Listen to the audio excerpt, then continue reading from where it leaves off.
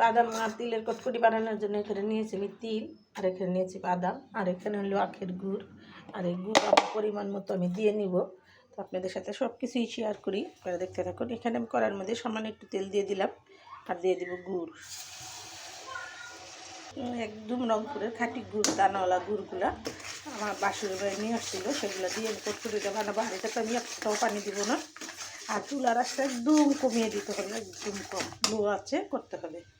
এখানে আমি 150 গ্রামের মতো গুড় নিয়ে নিছি। আপনারা যতটুকু কটকটি বানাবেন অতটুকু গুঁড়ো চিনি মেপে নেবেন, তৈরি হয়ে যাবে। এই দেখেন আমার এটা ফেনা এসে গেছে। আমি এটাতে ছোটা টোটা কিছুই দিই নেই, একদম ফুল উঠছে।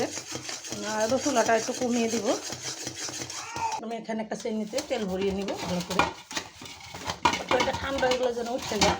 আপনারা যারা ঘি তারপরে সরিষার তেল ব্যবহার করতে পারেন। আমার ঘিও নেই, সরিষার তেলও নাই, তা আমি এটাতে সয়াবিন তেলই দিলাম।